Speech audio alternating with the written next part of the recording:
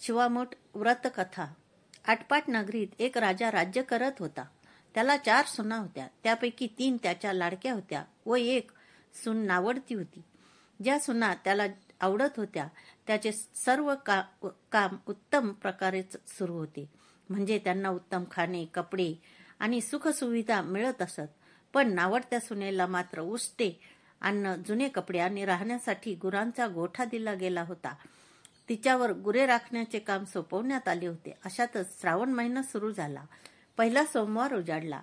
यावेळेस नावडत्या सुनेची नागकन्या व देवकन्येशी भेट झाली. तिने विचारले, कुठे जात आहात? त्यावर त्यांनी उत्तर दिले की महादेवाच्या पूजेसाठी जात आहोत, शिवामठ व्हायला. उत्सुकतेने विचारले, याचे काय महत्व आहे?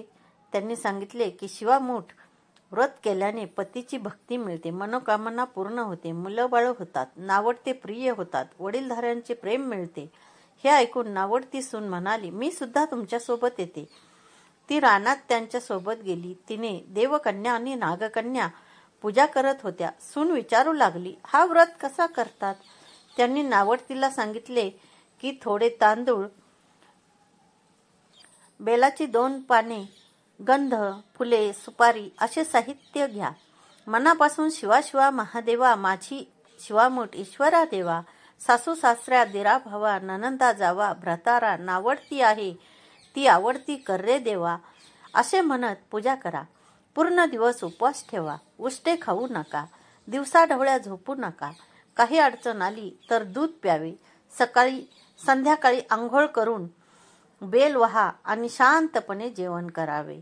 हा वसा 5 सोमवार करा. दर सोमवारी वेगळे धान्य, तांदूळ, तीळ, मूग, जव आणि सातू घेऊन शिवामठ व्हावी. श्रावणी सोमवारचे व्रत. पहिल्या सोमवारी नागकन्या आणि देवकन्याने नावडतीला साहित्य दिले. नावडतीने मनोभावे पूजा केली. घरच्यांनी तिला उष्टे अन्न दिले, पण तिने ते गाईला खाऊ घातले आणि उपवास केला. दुसऱ्या सोमवारी घरून पूजा साहित्य मागून ती परत रानात गेली. त्यावेळेसही तिने श्रद्धेने पूजा केली. संध्याकाळी सासऱ्याने विचारले, तुझा देव कुठे आहे? सून म्हणाली, रानामध्ये आहे. वाटा काटेरी आहेत, साप, वाघ आहेत, पण तिथेच माझा देव आहे. तिसऱ्या सोमवारी सर्व घर नावडतीचा देव पाहायला निघाले. वाटेमध्ये सर्वजण दमले, जखमी झाले. त्यांना नावडतीची दया आली. दुसरीकडे नावडतीला घरच्या मंडळींची दया येऊ लागली. तिने देवाची प्रार्थना केली. तिच्या भक्तीवर भगवान प्रसन्न झाले. जंगलात सोन्याचे देऊळ प्रकट झाले. रत्नजडित खांब आणि स्वयंभू शिवपिंड प्रकट झाली. सर्वांनी देवाचे दर्शन केले. ती सुगंध फुले वाहू लागली. मूग अर्पण करत, शिवा शिवा महादेवा, माझी शिवामठ ईश्वरा देवा, सासू सासऱ्या, दिरा भावा, ननंदा जावा, भ्रातारा, नावडती आहे ती आवडती कर रे देवा अशी प्रार्थना केली. हे सारे काही पाहून राजा भावुक झाला. नावडतीवरील माया वाढली. तिला दागिने दिले. पूजेनंतर सर्व देवळाबाहेर आले. इतक्यात देऊळ अदृश्य झाले. राजा म्हणाला, माझे पागोटे देवळात राहिले. पुन्हा तो त्या जागी गेला. तिथे एक छोटेसे देऊळ होते. शिवपिंडी होती. त्यावर त्याने घातलेले पागोटे होते. त्याने सुनेला विचारले, हे असे कसे झाले? सून म्हणाली, माझा देव नेहमीच तिथे होता.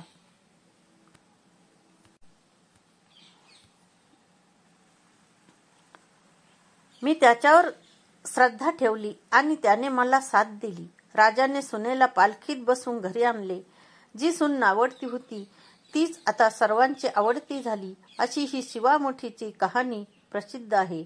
दरम्यान श्रावण महिना केवळ उपवास आणि रुद्राभिषेकाचा नव्हे तर सेवा, करुणा आणि दानधर्माचेही प्रतीक मानला जातो. या महिन्यामध्ये केलेल्या प्रत्येक शुभ कार्यामुळे कित्येक पट लाभ मिळतात.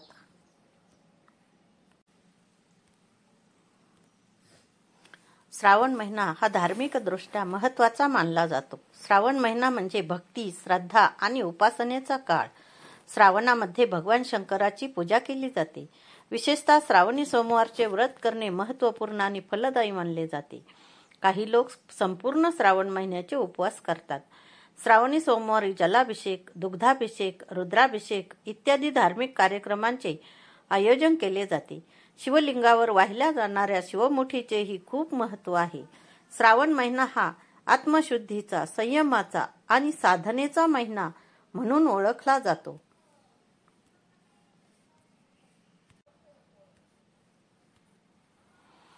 यंदा 25 जुलैपासून सुरू होत असून 23 ऑगस्ट रोजी श्रावण महिना समाप्त होत आहे. श्रावणातील सोमवारचे व्रत करण्याचे मोठे महत्त्व आहे.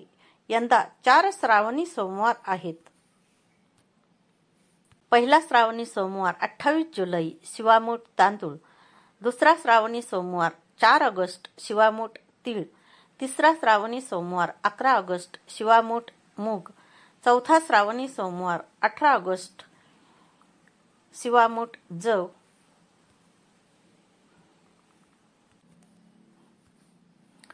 शिवामूठ म्हणजे काय?